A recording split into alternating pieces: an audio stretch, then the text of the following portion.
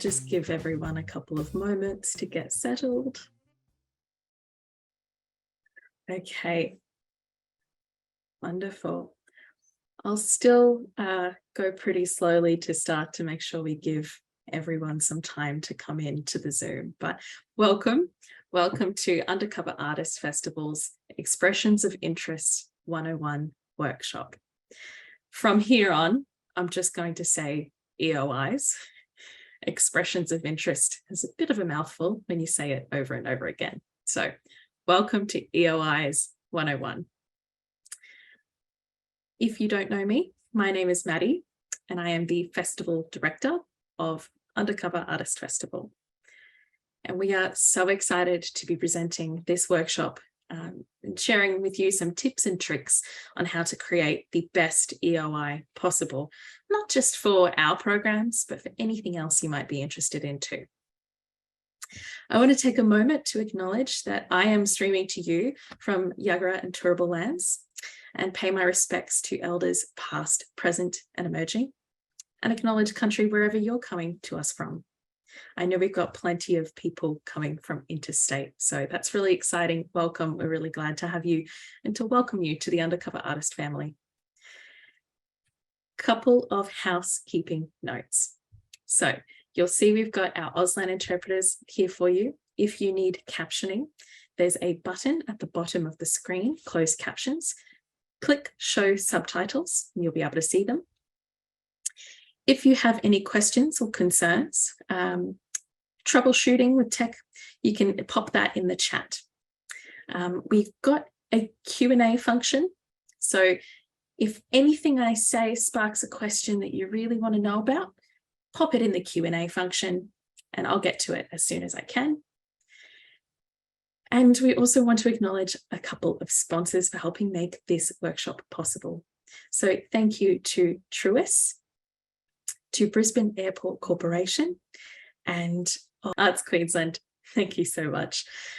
We appreciate all of the support that we are given to deliver these workshops and to present these opportunities to deaf and disabled artists all across Queensland and Australia.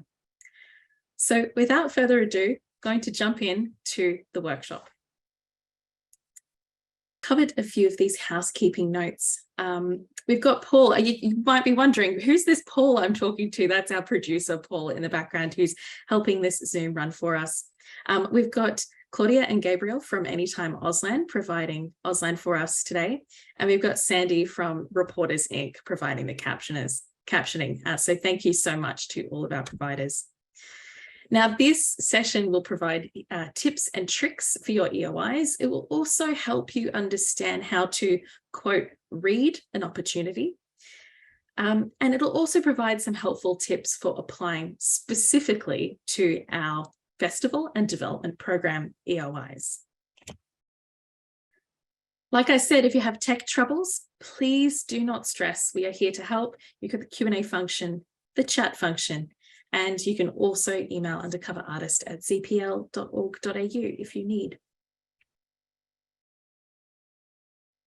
So what is an expression of interest, an EOI? First and foremost, it's a chance to introduce yourself and your work. It's a chance to tell the people behind the program that you would like to take part. It can often be less formal than normal applications. And that's not true for every opportunity, but it's true for most of them. And an EOI is not a guarantee, not for every opportunity at least, and it's not decided based on the order of application. Now, we'll delve deeper into each of these points throughout the workshop, but that's a good place to start with the basic, what is an expression of interest?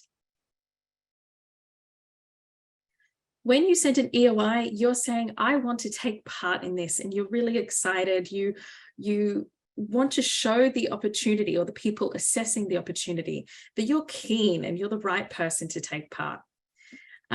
Now, Undercover Artist Festival, for example, we program half through our EOI process and about half the time through our curating. So like our researching behind the scenes when we see works out in the theatre sector that are really interesting, any works that we see people are talking about that we think, oh, we should really take notice. This is what the community wants.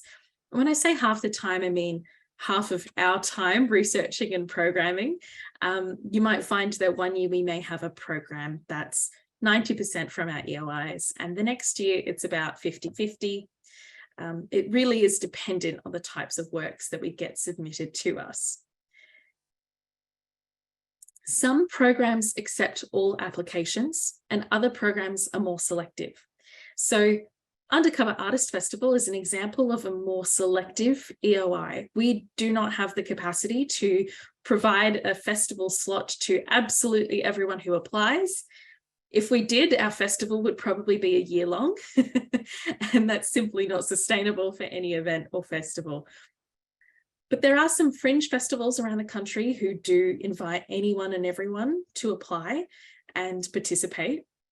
And so it's really important that you understand the organisation or the type of event that you're looking to understand what kind of opportunity you're applying. So is it something where you know definitively you are absolutely going to get in? Or is it something where you're not too sure? You'll have to see what they say at the end of the assessment period. And so with that, the advice there is never assume that you're in. Wait for a response. I know a few artists who have, as you say, hedged all their bets on this one opportunity. They've submitted an EOI, they've gotten really excited about it, and it hasn't worked out. But because they were sure they were going to get it, they turned down other work. So you want to make sure that you're always being realistic and you're waiting for that outcome.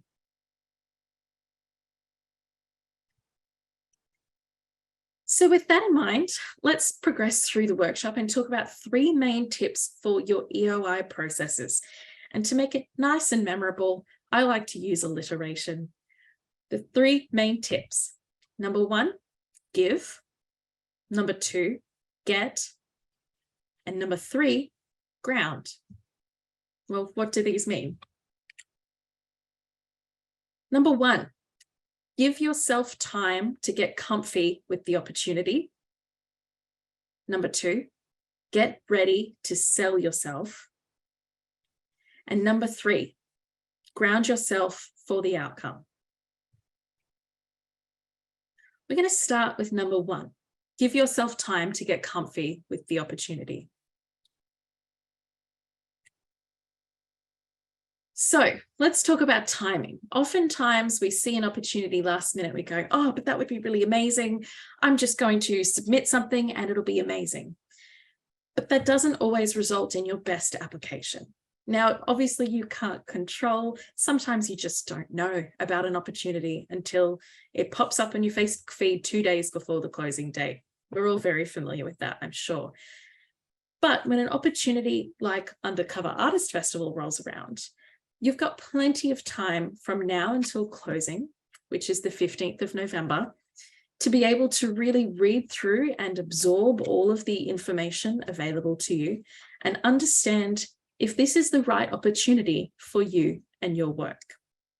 Now, when we say right opportunity, there's something I really want to share here, is that you can have the most amazing show in the world. It can be the most stunning idea. It can be something really different, really interesting, whether it's, hilarious or really poignant and heartfelt. You can have an amazing show and still not be a good fit for a particular opportunity because there are a number of factors that influence the outcome of your application. So, for example, we've got a theme for our 2023 programming, and that theme is our power. When we are programming the festival, I'll be taking into mind all of the different ways that the shows presented to me are influenced by or showcase that theme of our power. Are they saying it differently? Are they saying it in a new and interesting way? Do we have diversity of art form? Do we have diversity of disability and deafness? Those are just some of the things that we consider.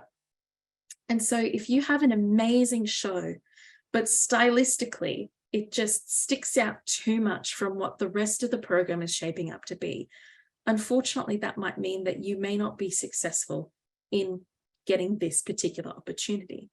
But that's why we say it's not about whether or not your show is good. It's about finding the right home for it. What is the right opportunity for your work?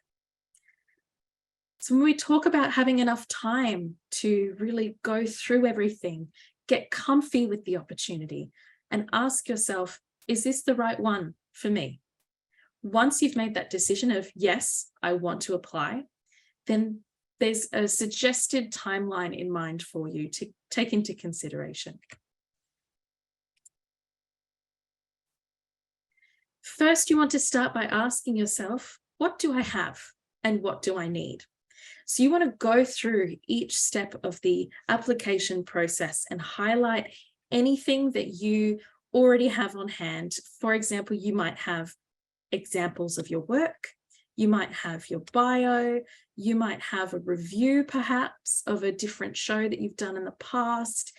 You might even have, a response to a very similar grant application question, for example, that you want to repurpose for this EOI. So you want to gather everything that you do have. But if there are items that you don't have that you need, think about like letters of support, for example. You want to make sure you have enough time to get those items. Now, take it from me as someone who not only asks people to write letters of support for me, but I write a lot of letters of support for our artists too. You need as much time as possible because if push comes to shove, you want to be able to chase that person for that letter. That's a pro tip. Sometimes we get really busy. Sometimes we have 20 people asking us for a letter for the same opportunity. And there are a lot of things to consider. When you are requesting supports, it's a good idea to think about how you can make their life easier.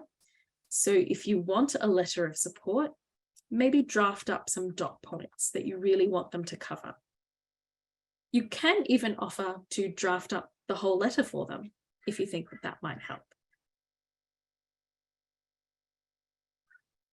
So once you've thought about what do I have and what do I need, you've gathered your resources and requested supports, you're going to move on to completing your application. When you complete your application, you must proofread. And let me tell you, there is nothing more disappointing than looking at a bunch of EOIs and going, there are some incredible shows here, but they didn't answer the questions that we asked of them. And that can be really difficult as a festival director. If I think we had approximately 70. I think we had approximately 70 applications last year. Just wait for the Auslan. There we go. Approximately 70 applications last year. And a lot of them, unfortunately, were not eligible because they didn't answer some of the basic questions we needed. Basic questions like, what is your fee for this work? You need to tell us what your fee is so we know how much you earn through your art. Basic questions like, what type of art are you presenting? If we don't know your style, then how do we know what we're programming? And if we're asking you to tell us what's exciting about your work, we need you to tell us. We need you to sell it to us and convince us that your work is worthy of being programmed in our festival. And so that's why I've got on that box, have I answered every question? You really need to ask yourself that from the get-go before you hit submit. And that's another reason why you want to have as much time as possible. But once you've proofread it, or perhaps you've gotten a support person, a friend, a colleague to proofread it, I really recommend getting someone who you're not working with on the project to proofread your application, just to make sure it makes sense. Once you've got everything covered, you're ready to submit.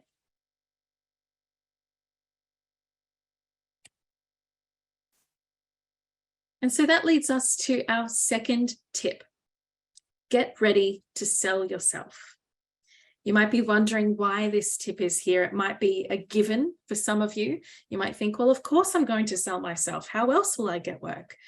But this sadly isn't the case for a lot of artists. And what I've found by observing the applications that we get from deaf and disabled artists is we're often really good at talking about the type of art form that we present. For example, I work in theatre, but we're perhaps not as good at really selling that. So instead of saying Maddie works in theatre, how can we sell that? How can we make that more juicy and exciting? You know, Maddie is an exciting theatre maker focusing on accessible theatre practice. Okay, well, that's a point of difference there. I haven't seen many accessible theatre works, so now I'm tuned in and now I want to know more. So here are some tips for introducing yourself that will help you sell yourself in your EOI. You should always apply as if you have never met the panel before. So even if you're attending this particular workshop and you decide to apply for Undercover Artist Festival, and you go, well, you know, Maddie delivered the workshop and I asked her a question, so she's met me. She knows I'm a musician, so I don't really have to explain that. No, that's wrong. You always have to apply as if you've never met the panel before. And what this does is it actually helps you in the long run. Say, for example, if we happen to get hundreds of applications, well, I'm just one person and Paul's just one person. So we're probably going to have to ask some industry colleagues to come in and help us shortlist some EOIs. If that happens, you can't guarantee that the person you know will be the one reading your application. So always make sure you're applying as if you've never met them before. Think about how you would introduce yourself and your work to a stranger. I won't talk about elevator pitches because I think we've all heard too much about an elevator pitch. If you're not sure what it is, you can always pop in the Q&A or comment function. But you do still need to think about, okay, if I'm meeting someone for the first time, perhaps I'm in a theatre foyer or I'm in an art gallery and I've just had the opportunity to meet the curator or the producer. You've got 30 seconds to introduce yourself. How do you do it? And think, what do people need to know to be able to understand you and your work? So it's not enough to just say, oh, I'm a musician. You have to think about, okay, what style of musician am I? What are my influences? Do I sound like anyone you may have heard on the radio before? If I'm different, how and why? Is it folksy? Is it whimsical? Or is it, oh, you know, I'm doing a new twist on blending classical music with contemporary pop? Really make sure that people know how to understand you and your work. And that can take some time to perfect. Bios are really hard to write sometimes, but we do have some information available through Undercover Artist if you want some support writing your biography or fleshing out your CV. So with that in mind, there are different types of biographies. Your biography should, in essence, contain the same information, but I highly recommend preparing ahead of time 50, 100, and 250 word options. What this does, it allows you to be flexible because different EOI processes have different expectations. Some really want a long bio and some just go, no, we get too many applications, just give them short and sweet, 50 words max. Remember that examples of your work also help introduce you to a new audience or to a new panel. So photos, videos, sound files, whatever you have that can demonstrate who you are and the type of artist you are. Now, if you're applying for a brand new work that no one has seen before, don't stress. It's okay to send examples of your past work if you don't have anything from your current work. It's a good idea to try and get some documentation through your development process for your work. But if you're applying for the Undercover Artist Development Program, for example, and you're pitching a show to us, and you say, I really want to just start writing this show. Here's an example of the past play I've written. Great. That's the information we need to understand your style, your talent, and your skill, and how we might be able to help you go to the next level. Also think about how your responses to the EOI questions keep telling us about you. That was really poor English, but let me rephrase. By that we mean how you answer certain questions tells us a lot about you, your style, and your personality. So we'll be able to pick up if you're really extroverted or you're really introverted. Nothing wrong with either. We'll be able to pick up if you are really passionate about this art form or if it's more of a hobby for you. We'll also be able to pick up whether or not you're ready for this opportunity based on how you talk about it. And that's not to say that people who communicate differently or have different access needs will be in any way disadvantaged. That's not what I mean at all. And trust me when I say I know the difference between a different communication style and a different type of response. The response should be a reflection of you and how you approach your work. I hope that makes sense. Let me know if it doesn't. I'll answer your questions in a minute.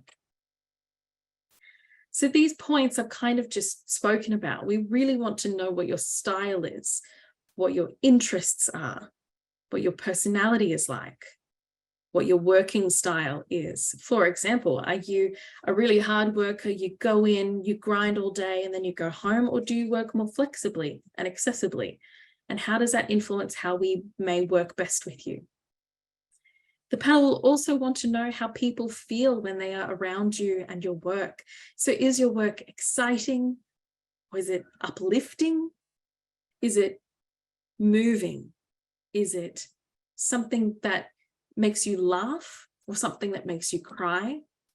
Or is it something that makes you just think about it when you go home at the end of the day and go, wow, I just saw something really special.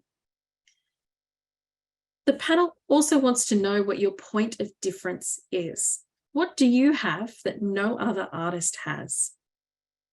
It can be a bit hard identifying this in ourselves sometimes, but trust me when I say every single artist has a point of difference.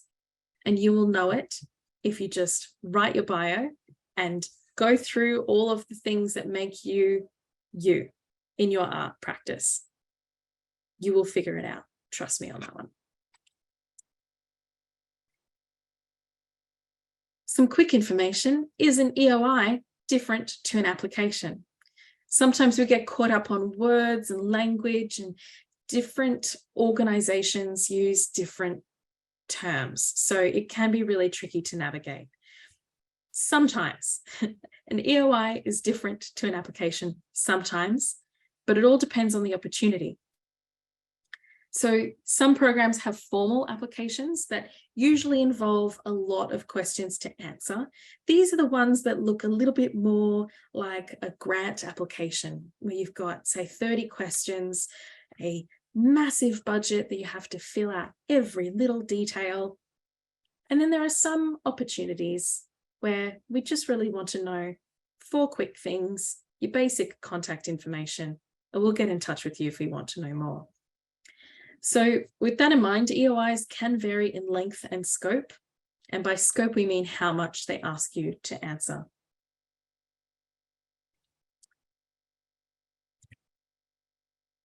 What about accessibility? It's a very big question that a lot of deaf and disabled artists have, because not all programs build access into their EOIs. This can be really tricky if you're not comfortable reaching out to, say, the art gallery or the music studio and advocating for you and what your access needs are. But don't be afraid to reach out and ask the team to meet your access needs. If you have found that the application form doesn't fit with your screen reader and you can't make it work, that's not your fault. That's not your responsibility. It is the responsibility of the organization to fix. We do recommend reaching out ahead of time, as we know some organizations may need to organize other providers. So if they weren't expecting, for example, a deaf artist to reach out for a music opportunity, first of all, well, that's a bit silly. But second of all, they will need to contact an Auslan provider to make sure that they've got Auslan for you, or captioning if that's your preference. It's similar to all other types of accessibility, and it includes things like invisible disability needs as well. If you find that because of chronic pain or chronic illness, you can't be present in person, you have every right to ask for a Zoom interview instead of an in-person interview, or perhaps a pre-recorded audition instead of an in-person audition. Don't be afraid to reach out and ask them to meet your access needs. It can be really tricky if we're met with resistance, but I promise you, any opportunity worth getting involved in will make your access needs a priority. We'll tell you more about the access provisions that Undercover Artist Festival has for our EOIs very soon. The third tip I wanted to share is really ground yourself for the outcome. And by that, I'm not trying to say that you should always expect to be rejected. That's not the case at all. And I don't want to deter anyone from applying for anything. I think you should always apply for an opportunity if you feel it is right for you. But remember, I said before that not every opportunity will be right for every artist and for every show. Sometimes it's not about whether or not your work is good enough. It's about finding the right stage, the right platform for your work, so that your show or your work can be seen in its best possible light. That might mean making some tough decisions for us as programmers. And I can recall one I had last year. I was really holding on to an EOI.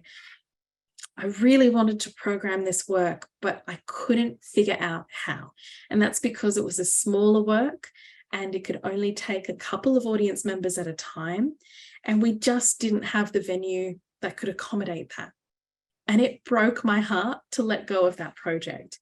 But I know that that project is so valuable and so wonderful. And I made sure to contact that artist to say, hey, how can I support your other work? Will you apply in the future with anything else? I really encourage them to find other avenues for that work. Just because you hear a no doesn't mean it's a no. It can sometimes be a not right now, or that's great, but we can't make it work here, not here. But have you considered this other opportunity? A negative outcome is a positive outcome.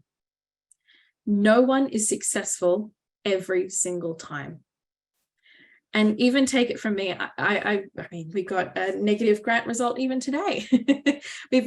As an artist, I've had certainly my fair share of rejections. So please don't think that you can't be an artist if you get rejected from an opportunity. What that is a not right now, not an outright no. Your work can be amazing and still be not quite what they're looking for this time round. The good news is that feedback can make your next EOI much better. Not every company will have the opportunity to send lots and lots of feedback your way. Some may say, oh, look, we loved your application, but we just had really great applications from other people. That's fine. That's feedback in itself. That's saying that this time around, it was just really competitive. But feedback can make your next EOI better if you are given the opportunity to read through some feedback or to hear some feedback about your EOI. Take it. I beg you, please take it. With Undercover Artist Festival, for example, we don't have the time or the resources to respond to every single applicant. But I really make it a habit to go over all of the EOIs that we have said no to and really highlight any common themes across those EOIs that contributed to them possibly not being shortlisted.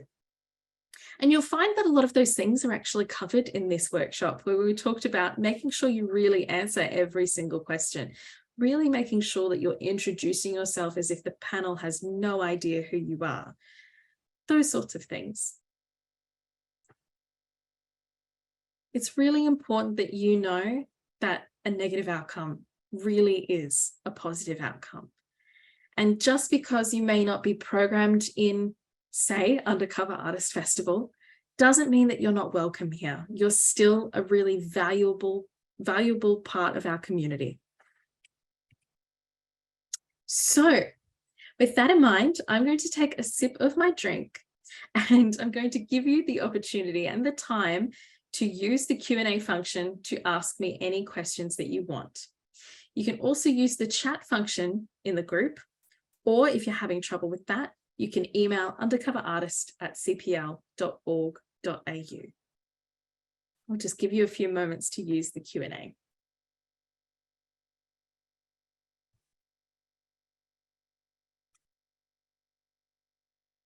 Okay, I can see we don't have any questions as yet.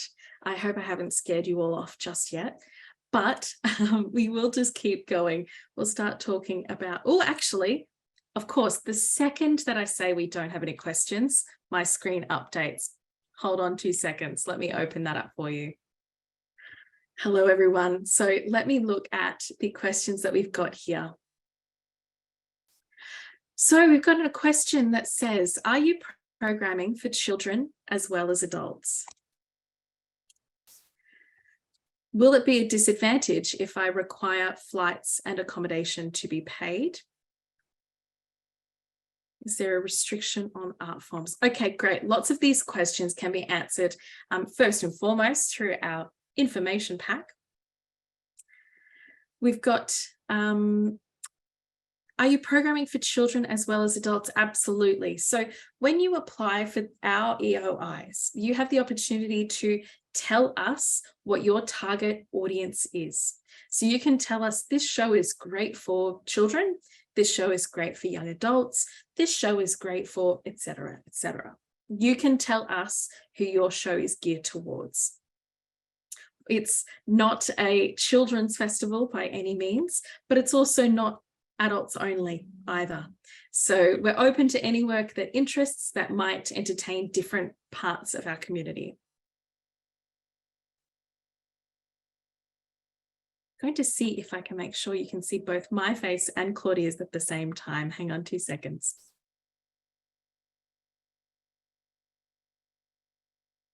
Okay, I think that might have worked.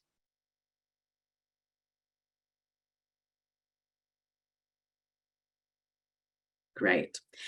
Will it be a disadvantage if I require flights and accommodation to be paid? No.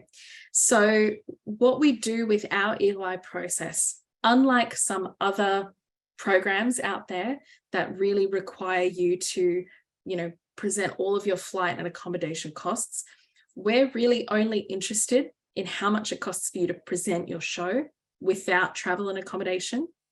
And that's because our EOIs are done in 2 stages. So the first stage, we just want to get to know you. We just want to get to know your work, what it is that you're trying to say, present, showcase, etc.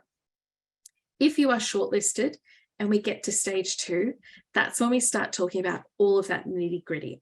So we'll go in and talk about, okay, let's get a more formal budget from you. Let's identify how these costs work. And let's see if we might be able to facilitate any sponsorships or any partnerships that might be able to help cover those costs for you and for us as well. So you won't be at a disadvantage if you require flights and accommodation.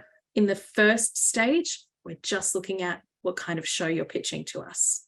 I hope that answers your question, but let us know if you have any follow-ups. Is there a restriction on art forms? So Undercover Artist Festival is a performing arts festival. So we do theatre, music, dance, comedy, spoken word poetry, circus, any combination of those, including cabaret, where you get a bit theatre-y and a bit music-y. That doesn't mean that visual art is completely excluded by any means, but because we are a performing arts festival first and foremost, do keep that in mind.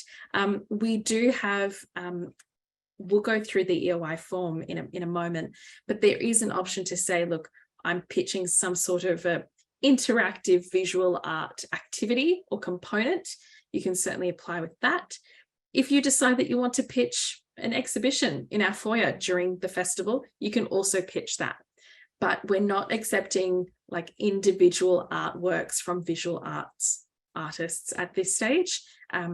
Performing arts is the focus. So I hope that answers that question. But again, let me know if you have any follow-ups. Oh, so many questions coming in. This is really exciting. I was a bit worried then that I'd scared you all off. We've got a couple of questions that will be covered as I go through the EOI process a little bit more. Can you apply for 2 different projects? Yes, sure, why not? We haven't put any restriction on the number of projects you can apply for, but please don't apply with like 20.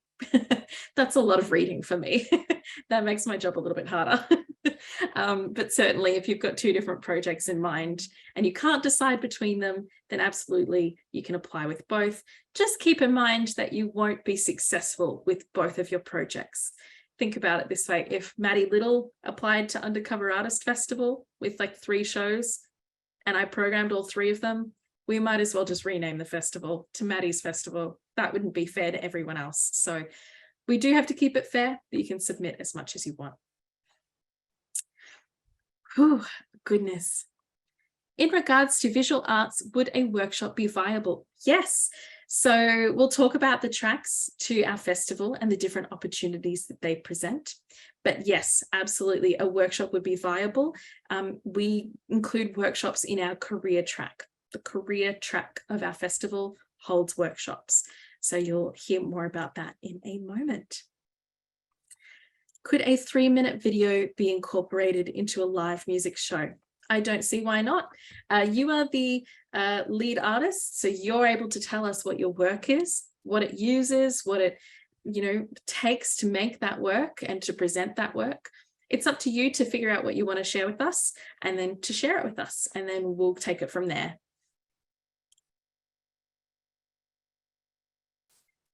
We do have a question. Can you provide examples of artist and creative CVs? We actually hosted a workshop back in July that was all focused on CV development. If you're interested in getting access to some of that content, let us know and we might be able to organize something for you, or let us know if you'd like us to host another version of that CV development workshop, which a lot of participants found really valuable, leaving at the end of the day with a spick and span, polished new CV, ready to go out into the world. Okay. If it's a new work and you have not performed for many years, how can you submit previous work? Good question. I can't say this on behalf of all festival directors or everyone who programs an event or a festival. Certainly from my perspective, no one's at a disadvantage if they haven't performed a work for several years. But I think the question that you will want to ask yourself is, what message does it send to our audiences today? So how is it relevant? Will it connect? Who is your target audience and how will they be impacted by your work? Those are some questions to consider.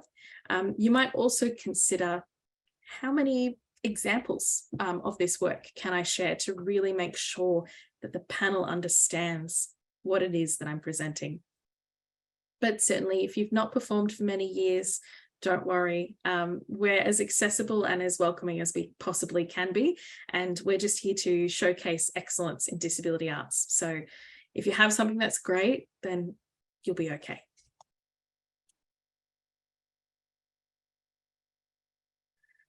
Oh, and a spicy question. Can you resubmit or add to your application if you didn't fill out the entire form, like the budget? Absolutely. So if you have already submitted to our festival and you go, oh, hang on a minute, there's a section missing, I need to send a new one.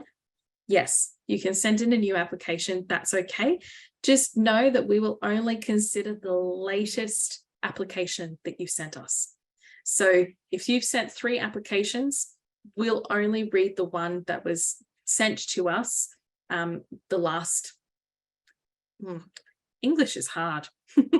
The last application that you sent us will be the one that we look at. I hope that made sense. Okay, with that in mind, I'm going to hopefully share my screen once again and we'll get going. Undercover Artist 2023. Here's the part of the workshop where I'm going to tell you all about our upcoming opportunities, what they mean, who they're for, what kind of work we're looking for, and how to apply. So the first thing I wanted to share is that when you go to the Undercover Artist website and you click on the Expressions of Interest tab, this is the page that you will arrive on. Now you'll see on this page that I've added a big blue arrow pointing towards the accessibility icon, which is a white stick figure in a blue circle with a white circle border.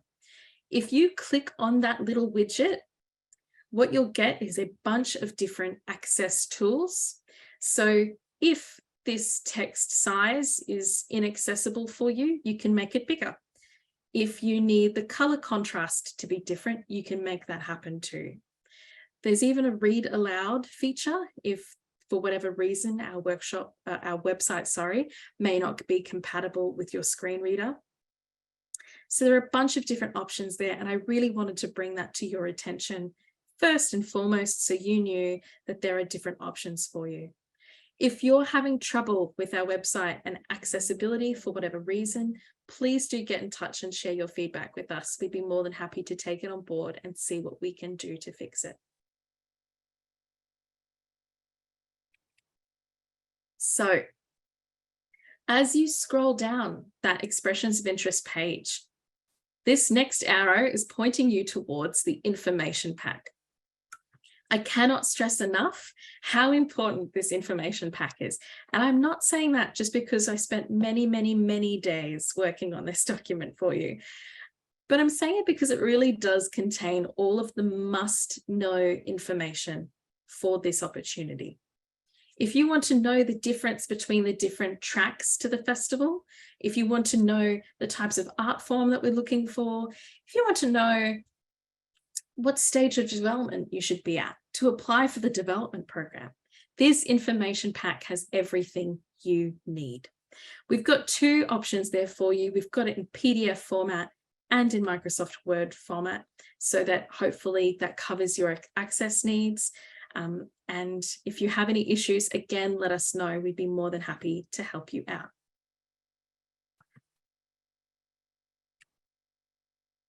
Let's talk about the Undercover Artist Development Program and what it is and who it's for.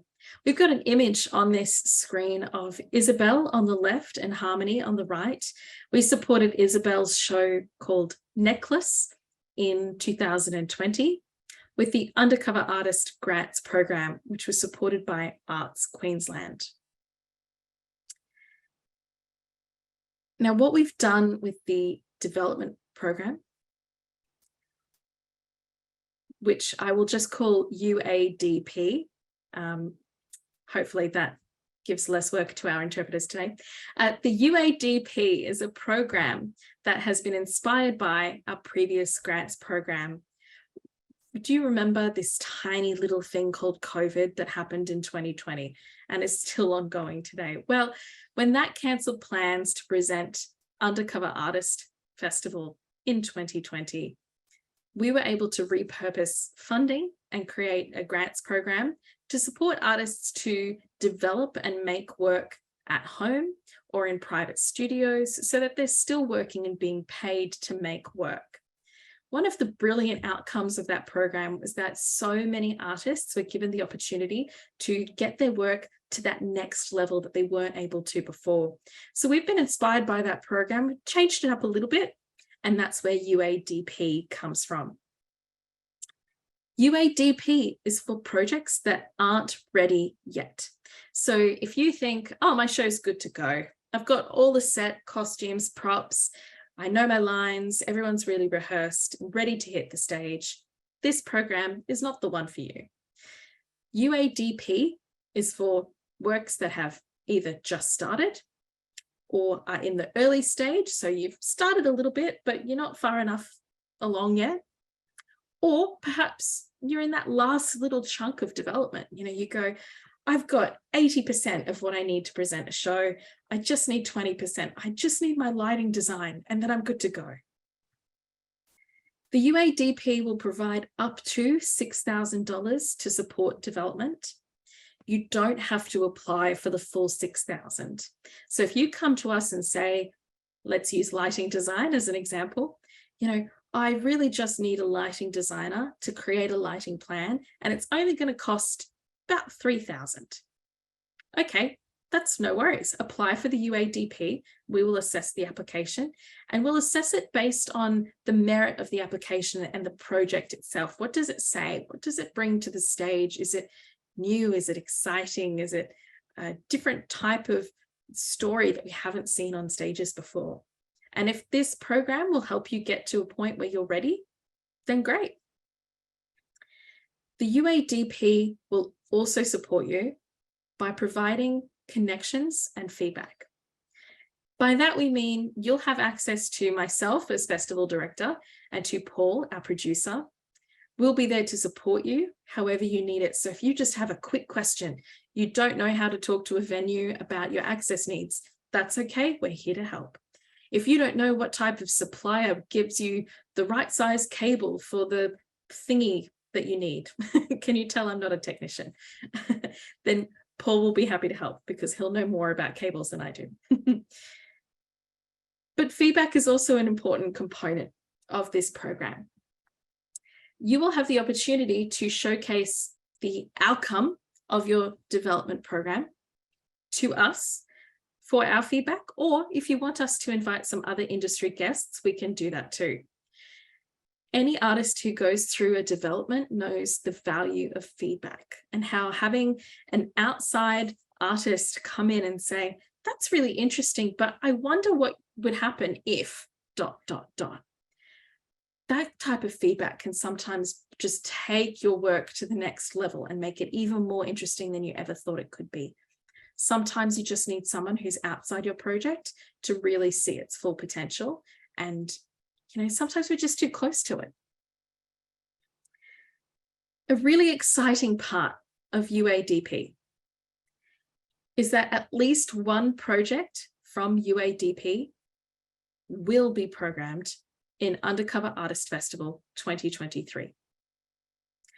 We're really excited about that because what we're trying to do is showcase that there's a path, there's a trajectory, if you will, for artists with disability or who are deaf to have their work seen. You can develop your work and you can present your work with us. It's also about showing the wider art sector what can happen if we invest in disabled and deaf artists. You might be wondering, well, up to $6,000 isn't a lot of money, and how does that influence my chances of being selected to be programmed at the festival? So the development program in its current form, we're kind of in a position where, shall we say, we're going to be prioritizing projects that have great promise. By that we mean, if you're able to apply with the great EOI that really helps me understand the type of artist you are, the type of work you make, and the type of outcome you'll present if we just give you that little nudge. That's the kind of work that we're looking for. And this small amount of money is not designed to be a full project development. So it's not meant to cover start to finish. It's just meant to cover a chapter of your story and get you closer to that final product.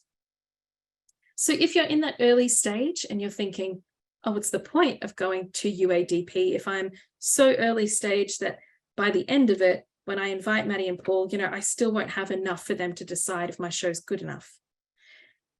Please remember that Undercover Artist Festival is not the only potential outcome for your project. We are connected with different orgs and different opportunities that you might find become the right home for your work. And so that's really what I mean when I say we provide connections and feedback, is we're here to help steer your work in the direction that you want it to go, to honor what it should be, not what we want it to be. Does that make sense so far? Do we have any questions?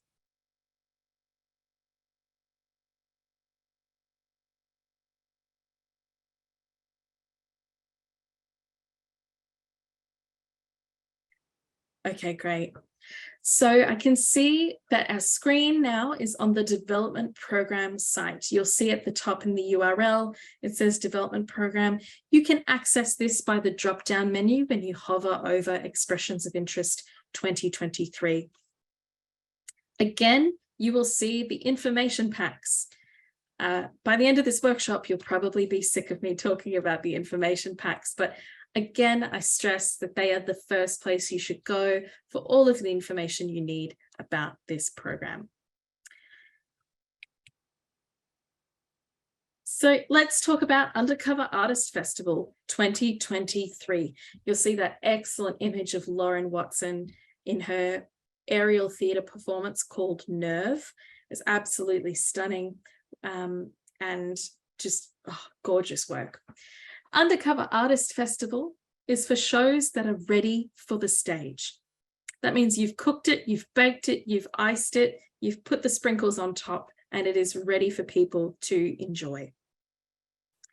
There are 3 tracks to the festival. These tracks are defined in detail in the information pack.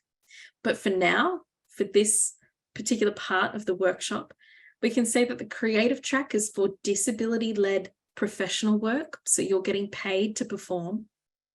The community track is for hobbyists or community work, say community theatre, community choir, etc. And the career track is for workshops, panels, and the objective there is really boosting skills. So what do you need to be a stronger artist to take that next step or path forward into your professional career? So it takes me back to the Expressions of Interest page. You see this gorgeous thumbnail of Aspie Jones and his band at the festival last year, with our sizzle video here for you. When you scroll down, oh, hang on, I'm missing a slide. That's okay. But you'll see all of the tabs up the top there, Expressions of Interest 2023. Hopefully you can see my cursor. Once you hover over that one, it'll unleash a few different options for you, such as the Expressions of Interest main page, the development page, and the application page as well. So we've got a couple of questions coming in as well. Oh, this is a really great anonymous question. How/who should artists reach out for support to when programmers end up harming them via racism, tokenism, ableism, taking control over projects? Wow, that's a really, really, really good question. And as a festival director, I would not ever want any of the artists in our festival to feel that way. I know that sometimes we feel that way, particularly when we're dealing with events and festivals that are not disability-led. Perhaps they're less accessible and less safe for us. So I'm just going to throw it out there. I will always be here for any deaf or disabled artist who wants support navigating those situations, because I've been through them myself as an artist. And let me tell you, I know the pain, I know how difficult it can be, and I know how uncomfortable it can be when someone is in a position of power and perhaps they're not treating you as well as they should. Say a director in your rehearsal room who doesn't take your access needs seriously, for example. So first and foremost, I will just offer myself up. You can always reach out to Undercover Artist Festival. I'll be always happy to help you out. It's really up to you and the course of action that you want to take. So it's important to think, well, is this an opportunity that I really want to see through to the end? Or is it better for me if I step away? It is always your choice. it is always okay to step away from a project if it's not serving you, if it's not supporting you. But also, if you've invested a lot of time and energy into that project, I know how draining it can be to no longer have that project, or to have to step away from it. So first and foremost, reach out to anyone in your close circle that you can trust that may be able to help support you and take on some of that emotional labor for you. There are lots of, it depends on the state you're in actually as well, because this is an anonymous question. So there are different organizations in every state. If you're in Queensland, there's Access Arts and Undercover Artist Festival. If you are in Victoria, for example, there's Arts Access Victoria. In New South Wales, there's Accessible Arts. They've all got very similar names. I'm so sorry. In South Australia, they've got Access to Arts with the number 2. So if you wanted to ever reach out and ask for a list of those orgs, please feel free. Otherwise, if you do a quick Google, you'll find the right org in your area that may be able to assist if you want some advocacy support or if you just want some troubleshooting and problem solving. You can also look for different resources that you might be able to pass on. So Undercover Artist Festival, for example, we developed a What is Disability-Led guide. And that guide is actually part of the information pack as well. I told you I'd come back to the information pack. So that guide in the info pack tells you really what a disability-led work is. And that includes things like who gets the credit over this work, who has final decision-making, a responsibility over this work. So you can take that guide and you can give it to whomever you're working with and say, hey, this process isn't working for me. Here's a guide to support that. And this is, you know, a respected resource in the sector. So I hope those couple of quick tips help. But if you have any other questions, or if you even want to chat privately, you can always get in touch and be more than happy to help you out. Another question, what venue is the festival held at? Another one for the info pack. I'm kidding. The venue is Queensland Theatre. Queensland Theatre is our festival partner. They've hosted us for each iteration of Undercover Artist Festival, and we are so glad to be returning to Queensland Theatre next year. There are 2 theatre spaces at Queensland Theatre. There's the big theatre, which has approximately 300-ish seats once we leave room for wheelchairs. And then there's a smaller space which has room for approximately 70. So there are different spaces depending on the type of work that you're wanting to present. I have made the decision as festival director to not program any foyer acts. So we won't have a musician playing in the foyer. We won't have any roving clowns or anything like that, because I recognize that that's inaccessible for many people in our disability arts community. So apologies to those who like a guitar in the foyer, but I also know it's inaccessible. So we don't want to do that. So yes, we've got 2 spaces. There's more information in that info pack. And if your work is shortlisted, then we'll be in touch in stage 2 of the process to really step you through all of the technical requirements and the venue specifications. Any other questions? I've got one question here, which is just about those difference between those 3 tracks, but I'll open up the info pack in a moment and speak more to that if you like.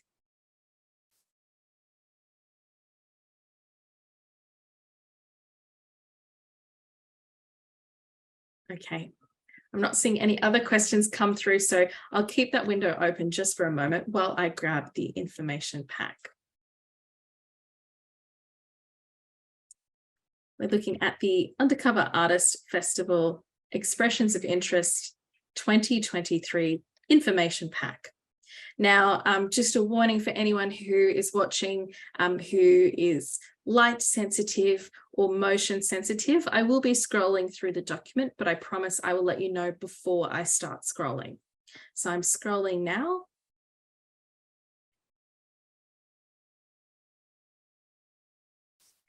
So on this first page, you'll find the basic information about what is in this information pack.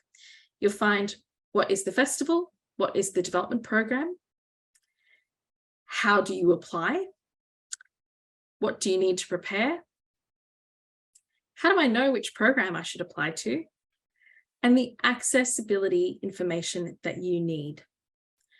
We've also included our contact details there. So if you have any questions at all after this workshop and when you're preparing your EOI, you can get in touch with us at the email listed there. Please note that we do work Mondays, Tuesdays, and Wednesdays only. So if you don't get a reply to your email on a Thursday, please don't stress. We'll get to it as soon as we can.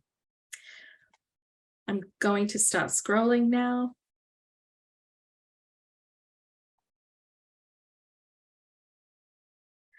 You'll see on this page, we've got our key dates. Now, these dates are helpful for you to know what might be expected of you if you are successful in Undercover Artists EOIs.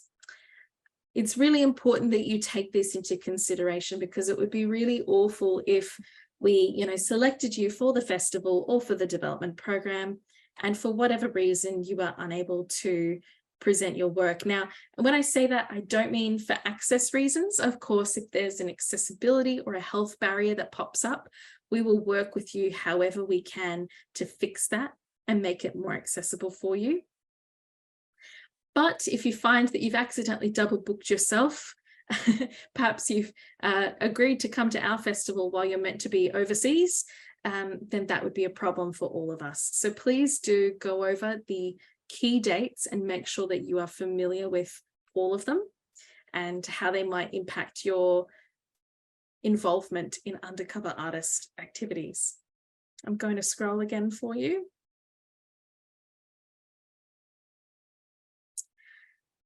So we see here we've got the 3 tracks listed with different pictures to also help you understand the difference between them.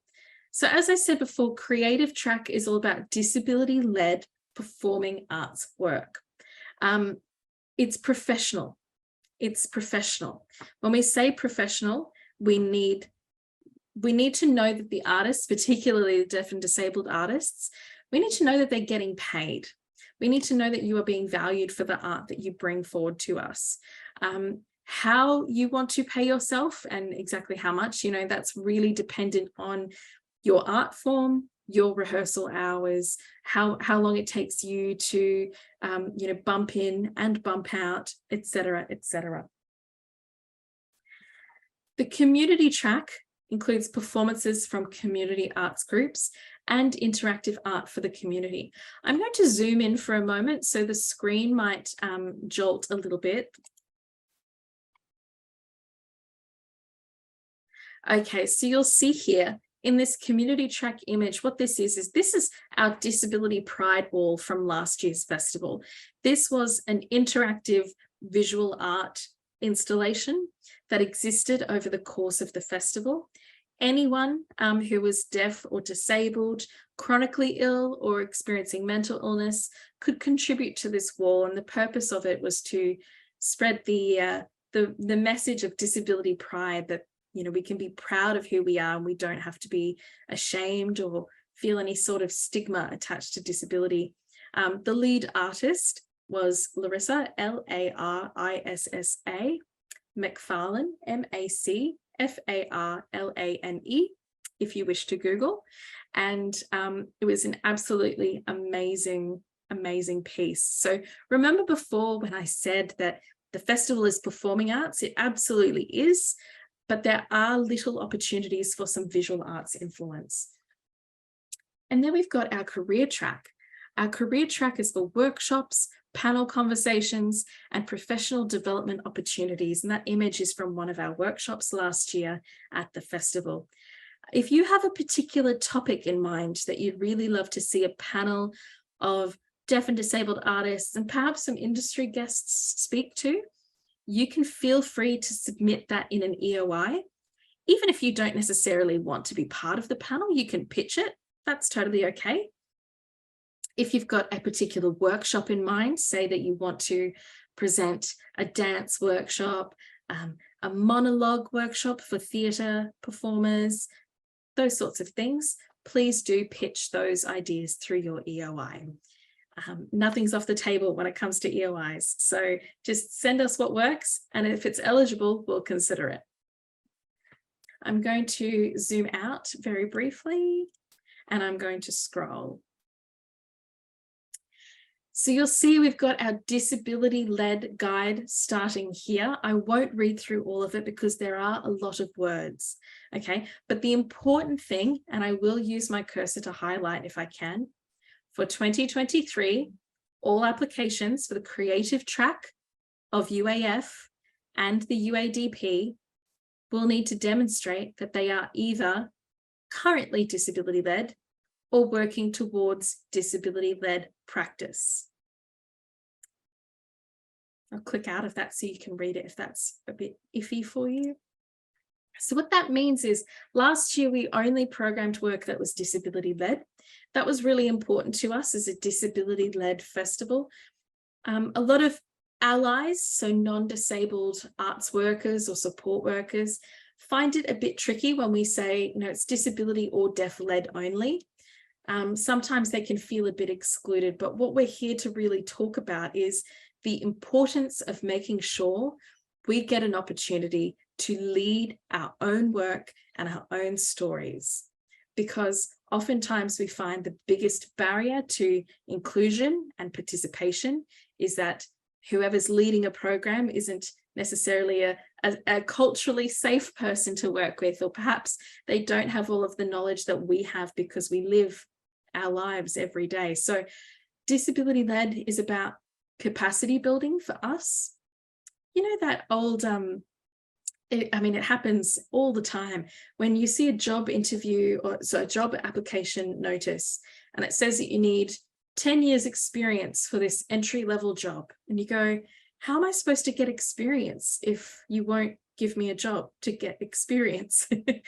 This disability-led vision is about providing an opportunity to gain that experience. So I hope that makes sense. And as I scroll down, fair warning, I'm scrolling, you'll see more information about what that looks like. You'll also see on page 7, we talk a little bit more about how we program. So both through EOIs and through research and curation. It's important to me that you know that we're being really transparent about that. So if you think, hang on a minute, I know for a fact that that person didn't apply, please know that sometimes we research works that are just really interesting that we want to program in the festival to go alongside the works that we receive from the public. I'm scrolling again. Let's talk about the vision and the theme. Now, this year, and by this year, I mean 2023, we have a theme. This theme was inspired by the quote, "Nothing about us without us," which is something that anyone in the disability arts world, or even just the disability world, will be very familiar with. We've always had people speaking on our behalves or people speaking for us. Nothing about us without us is making sure we're part of the conversation.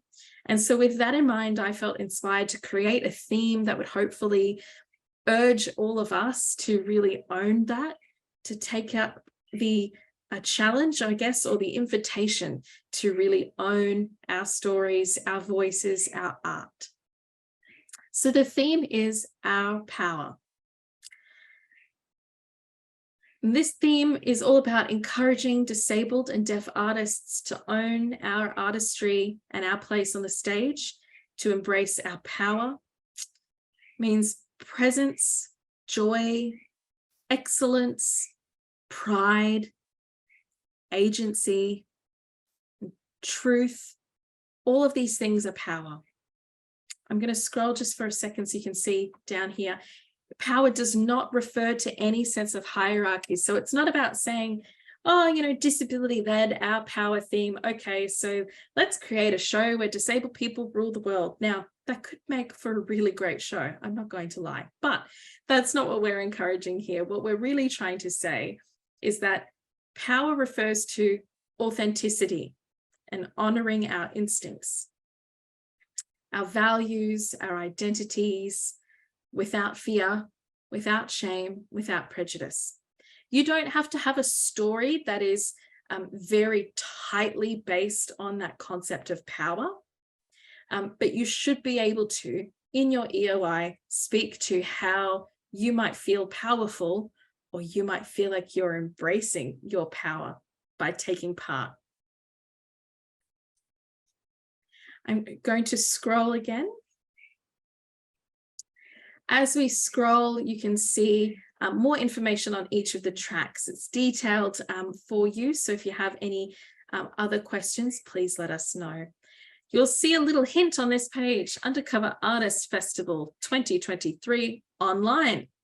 Shh, it's a secret. We would love to tell you more, but we need to work out a few things first. If you've got some work that you've previously recorded and it's high quality professional footage that you go, well, I don't really have the energy or the capacity to remount this show, but I've got the video and I'd like to offer that, please send us an EOI. We are very interested in it. We cannot tell you exactly what shape our online program may or may not look like, or if we have one. It's certainly the hope and the goal for accessibility reasons. But for now, if you've got any work that might work in a digital context, please send it through to us. I'll scroll once again so you can see the difference between stage 1 and stage 2. Please remember that the festival is held at Queensland Theatre, and applications for any site-specific works outside Queensland Theatre are not eligible. So please don't apply saying, hey, we want to do a cabaret on a spaceship. Unfortunately, that's not going to work. If you're in Bondi Beach, for example, I'm sorry, the festival has to be at Queensland Theatre. This stage 1 of the application is, as we've talked about, the EOIs that we're talking about right now. And then stage 2, you will be contacted by us if you have been shortlisted. At that same time, anyone who hasn't been shortlisted will be contacted. I'm going to scroll again. There's more information here on the development program as I'm scrolling down. So if you need more detailed information, please do read this through. And if you have any specific questions, let us know. I'm scrolling. On page, I will zoom out so I can see more information. On page 14, there is a what program is right for me and my work matrix. So on the left-hand side, you've got apply for UADP if, apply for the festival, creative track if. You should be able to go through this document and understand after reading it which program is right for you and your work. If after reading this, you're still confused, that's when we encourage you to reach out to us and let us know that you're having a bit of trouble placing your work and what you should apply for. You can see I've got a question here. Is the 70-seat audience venue fully seated or flexible seating? Very good question. The venue itself, so you should plan for it to be an end-on seating mode. So that basically means the audience is on one side facing the performance.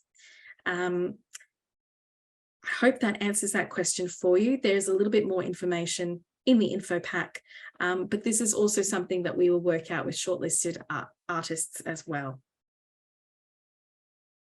Are the dates of the festival set yet? How can we ensure if the dates are not set? I think that means how can you ensure that you're available for those key dates if they're not set?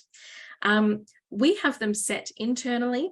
We're just not able to share them publicly just yet. We're hoping that we'll be able to do so in the coming weeks. If not, that'll be something that we work out with the artists who are shortlisted. So we understand that school holidays are in September and that may influence things. But please do not hesitate to send in an EOI, and you can still tick that box to say that, yes, you know, you're committing to your availability, that's fine. And if it works out in the end that when you find out those real dates that you're unable to, that's okay. We will not hold it against you whatsoever.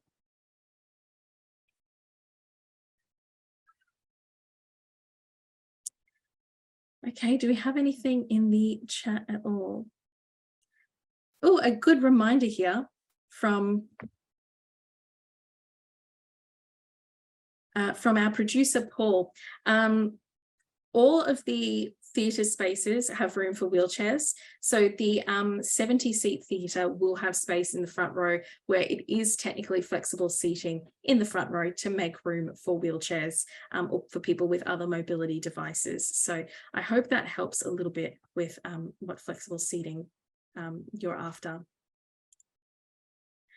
I'm just going to do a quick scroll through and give you time to ask any other questions that you may have. We've got some information about finding the right fit and how we will program, and more information about the types of support material that you need to prepare. Please do read the info pack thoroughly, or use your screen reader technology to read it for you so that you know exactly what we ask for.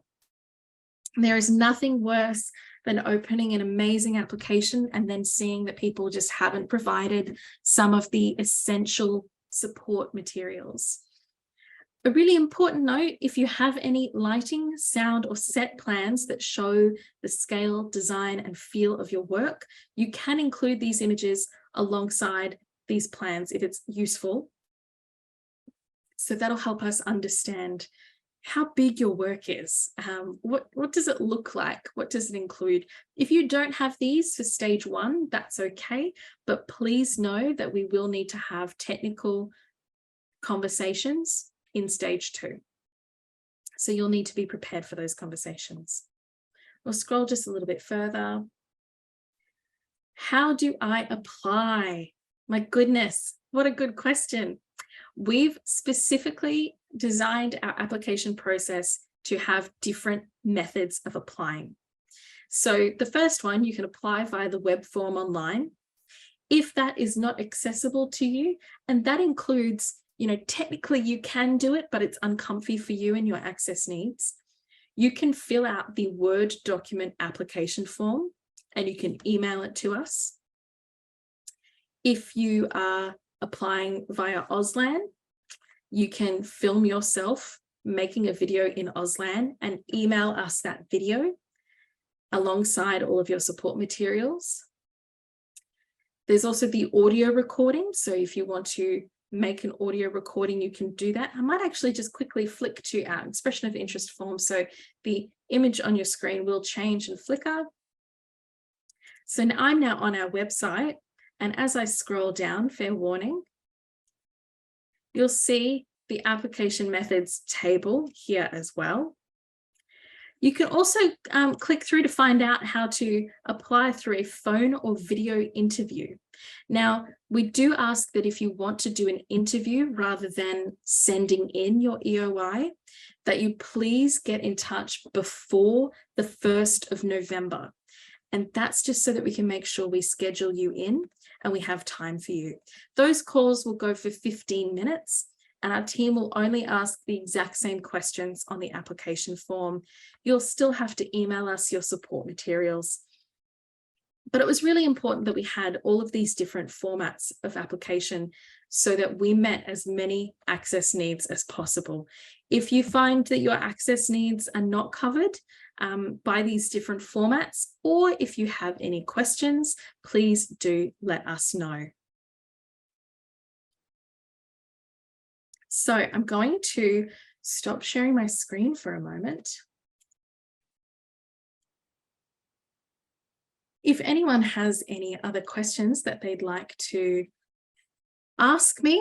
We've got about 8 minutes left in this Zoom webinar. So if you have any questions about the application process, anything that you've heard here today, anything that you want me to tease out a little further for you, please do let us know. We've already answered the difference between the 3 tracks, so I'll give that some time. Paul, if you're there, do you think there's anything else that we should share with all of our participants? If you want to send a message, or you can jump on with your video if you like. Right, actually, very good point. So if you do request an interview for your application, those interviews, the first round will happen on the 9th of November, around the 9th of November. That means that we can make sure we get you in before all EOIs close on the 15th of November. So I'll just say that again. All EOIs close 15th of November. If you want the phone or video call interview, then you'll need to let us know before the 1st of November, so we can book you in for an interview on the 9th of November. I hope that makes sense. Also, if you're applying via Auslan and you're sending us a video in Auslan, just send us the video and we will take care of arranging for a provider to translate it for you, so you don't have to do that work. If you wanted to do an interview and have an Auslan interpreter present, we ask that you arrange the interpreter for your interview, just because with so many people asking for it, then it can be a bit tricky with different providers and things. So it's a lot easier to make sure that you also have time to prep with your interpreter as you need. We've got a question coming in. Is it okay to leave the budget empty if you're not quite sure of your costs yet? The short answer to this is unfortunately no. So we do need to know a basic cost for your work. And in stage 1, you'll see that we haven't asked for a detailed budget. So we don't need to know all of the costings, but we do need to know in a nutshell, how much money does it take for us to essentially purchase your show? So for the festival, for example, we do not pay for all of your rehearsal time. We're basically paying for a single performance of your show. So that's something to consider. What does it take to present your show?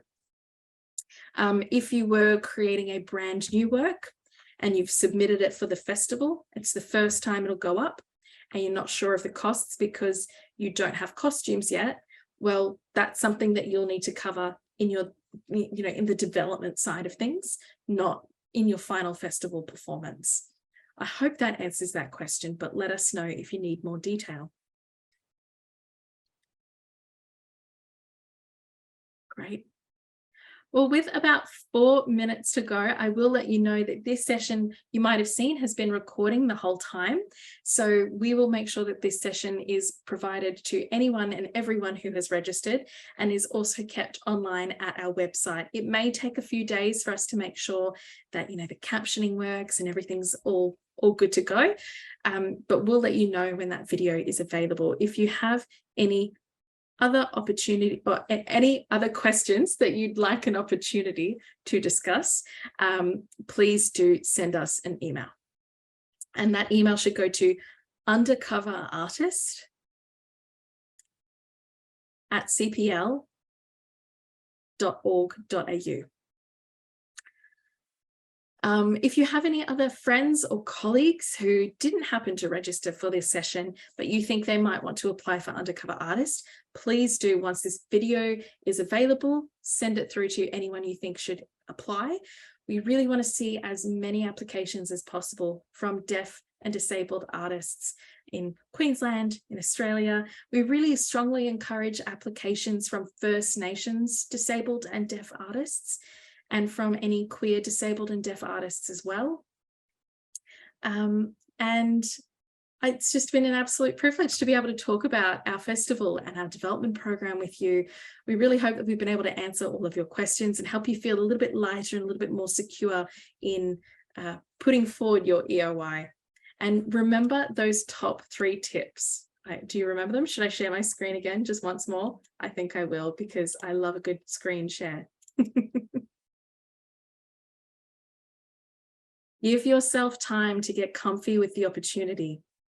Get ready to sell yourself and ground yourself for the outcome.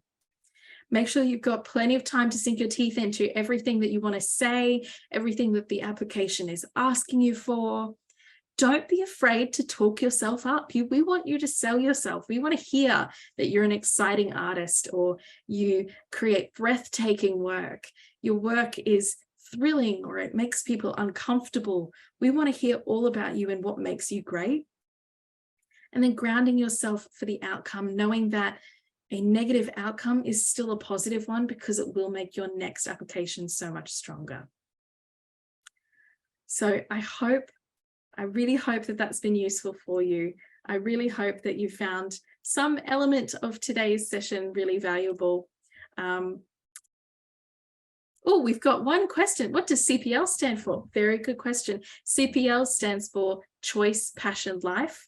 CPL is Queensland's largest disability support provider, and Undercover Artist is part of the CPL family via Access Arts. So you can find out more about the relationship between all of our orgs if you go to undercoverartistfest.com, and you can read all about the history of Undercover Artist Festival and how we got to where we are now.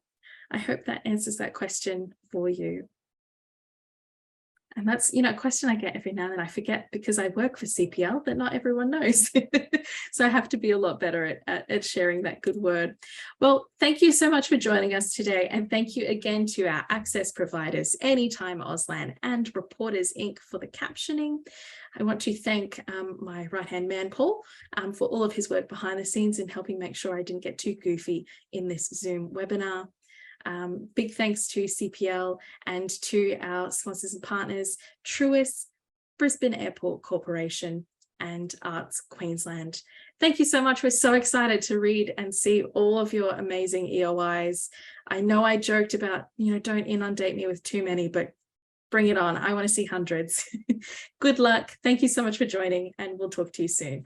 Goodbye.